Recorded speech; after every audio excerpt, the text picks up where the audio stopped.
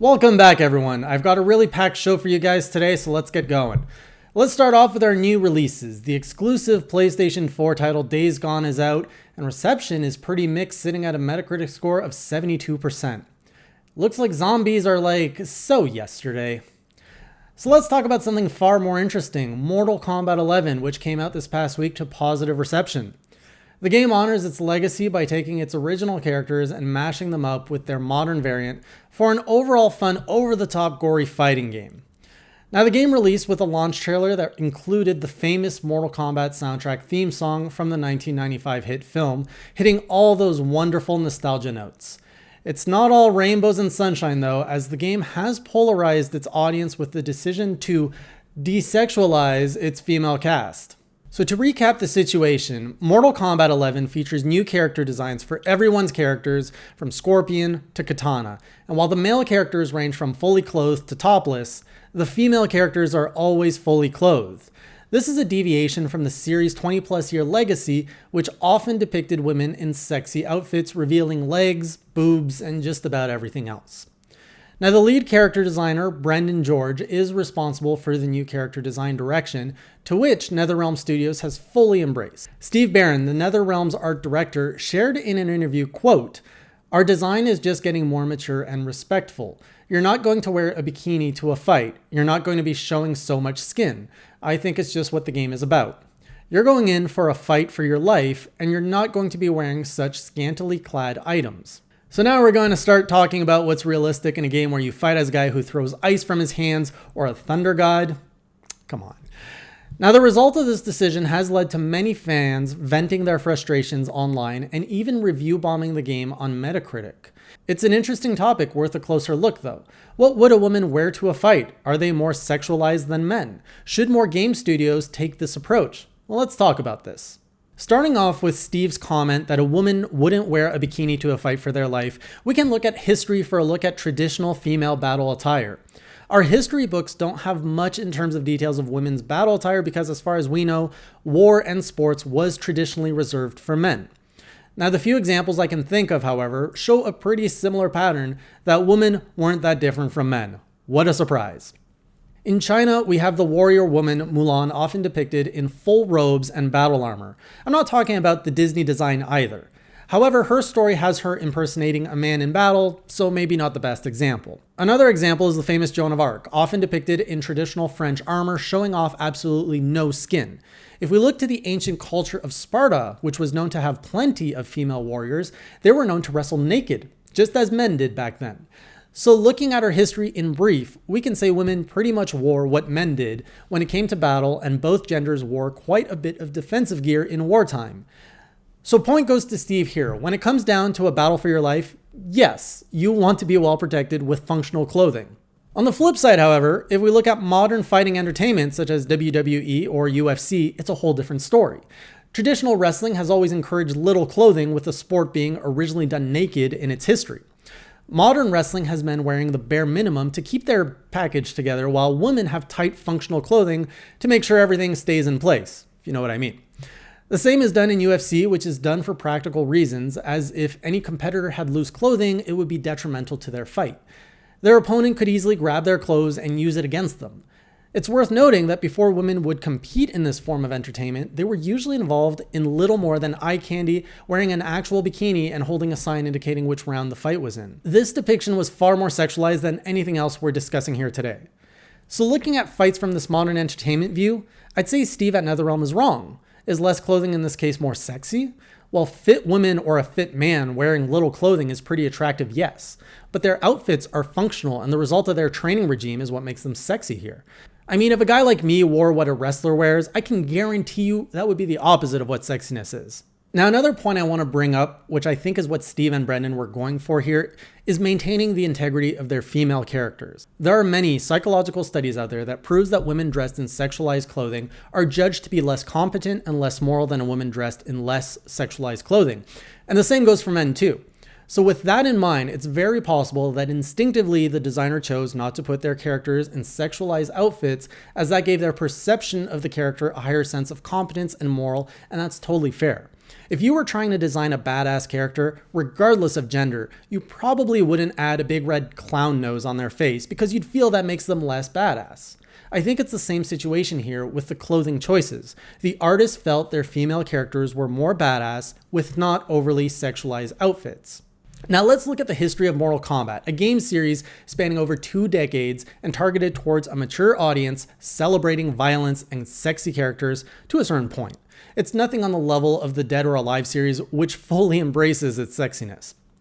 The world of the Mortal Kombat franchise pits characters in a setting more akin to warfare while playing to an entertainment angle for the player. It's a unique combination that's the result of a video game, which also essentially means anything can go, including characters with less clothing or fully decked out in battle gear. So while Steve's argument that women wouldn't wear revealing outfits to a fight for their life is fair, it's a weak argument in the scope of this game. Had he said this is the artistic direction we want to go for this game, I completely respect that, but don't hide behind cherry-pick logic. For me, I love the new character designs, I love the art direction Brandon George took, and I also understand fans of the series being upset that artistic element of the series has been removed, for whatever reason. Ultimately, an art director can design their games how they see fit, just as fans can decide whether to support a game through purchasing it or not. But can we cut the crap on the conversation of this is social justice or what a female character should wear in a video game based on historical accuracies and respect the fact that an artist has creative control of their characters while also respecting fans' perception of their favorite characters? In this case, fans are right to be upset, and if NetherRealm chose to cater to those upset fans, they could address it through DLC. But they've stated that they won't to retain the integrity of the artist's choice. It's an interesting element of video games where anything can go. So what do you think? Should studios offer more choices for players to customize their own experience, or do you think we should see more studios define the artistic vision for their game and limit player options to maintain that integrity? Or do you have a completely different view of this whole situation? Let me know in the comments, please. But for now, let's move on to hardware news, and there's quite a bit. Recently, we got new leaked information on the next generation PlayStation console, including the fact that we won't be seeing it in 2019. That it will be backwards compatible, have a ton of upgrades to make games look more realistic, load faster, and will support physical games. But the real question is, will I be able to play more than 5 hours before my controller battery dies? Over in the Microsoft camp, we have a new Xbox One that offers less options for little advantages. The new Xbox One S releases May 7th for $250 and will not include a slot to accept discs, meaning no Blu-rays, no Xbox 360 games, or no Xbox One used games for you. The model will include a 1TB hard drive preloaded with Forza Horizon 3, Sea of Thieves, and Minecraft right out of the box. In comparison, you can buy an Xbox One S with disc support and way more options for only $50 more. I don't know what you're up to, Microsoft, but you should really study Sega's hardware strategy and see where that took them. Spoilers, they don't make hardware anymore. Lastly, Capcom released some new hardware in the form of a giant literal Capcom Slab controller. The Slab sports 2 arcade fighting sticks, which is great if you don't mind sitting thigh to thigh with your opponent. It also comes preloaded with 16 arcade Capcom classics, is set to release October 25th of this year, and will retail for about $250. Like, holy shit. It's worth noting, if you bought a single traditional arcade stick, you'd be looking at around the $200 range. So I guess in comparison, this Capcom deck is kind of a deal. Like a shitty 2-for-1 deal, like those printers that are also faxes. This week, we received quite a bit of Nintendo news thanks to an investor briefing. This comes on the heels of the new Smash Bros. Update, which saw the arrival of Joker and many dick stages. On the call, Nintendo shared some numbers, including the Switch selling 34.74 million units, officially surpassing the Nintendo 64, which is a terrible benchmark for success, honestly. That is their worst console. In comparison, the PlayStation 4 is nearing the 100 million mark, creeping up on the Wii's record of 101.63 million units sold.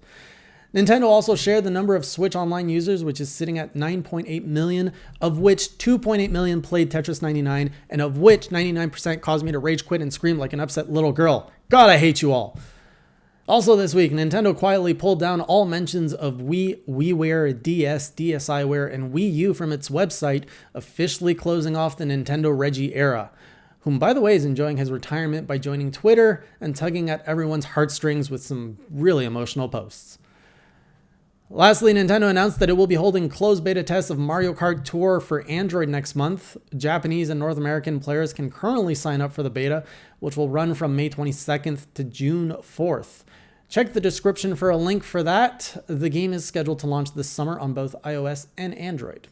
The end of April is upon us, and with it, Persona 5 news. Unfortunately, the whole Persona 5 on Switch was a massive incorrect rumor, which just goes to show you should never trust rumors. The teased Persona 5S turned out to stand for Persona 5 Scramble, which is a Dynasty Warriors type game in the Persona 5 universe. But hey, it will be coming to both PlayStation 4 and Switch, so there's that. No release date has been announced yet. Sega has announced 10 more games for its upcoming Sega Genesis Mini, bringing the total confirmed game count to 20. There are still 20 more games to be revealed before the system launches September 19th, but we've already got a solid lineup of games. The new game announcements include classics like Mickey's Castle and World of Illusion, and the return of the classic Earthworm Jim. With 20 games left to be revealed, I really hope we'll see some love for Rocket Knight. Bring out Rocket Knight, please. For the full list of games, do check out the link in the description. I'll put it right there for you guys. In more good news for retro fans, Konami also revealed the details of their Castlevania Collection, which will include 8 Castlevania games, including the rare title Kid Dracula. The collection comes out May 16th for all platforms at a really sexy price of $19.99. Konami's next anniversary collection will focus on the Contra series and is set to release this summer. Again, link to all that in the description below. Lastly, Fortnite is celebrating the release of Avengers Endgame by including a new mode which pits Thanos and his forces against the Avengers. In this game mode, one player controls Thanos seeking the 6 Infinity Stones while the opposing team try to stop him. The opposing team can find and use Avenger items like Captain America's shield, Hawkeye's bow, Iron Man's gloves, and Thor's axe. There's also a Black Widow outfit available for purchase if you want to have a subtle, not so creepy excuse to look at Black Widow's ass for long periods of time. And that's our show for this week. Thank you so much for tuning in. I'll see you guys next week, and until then, keep it classy.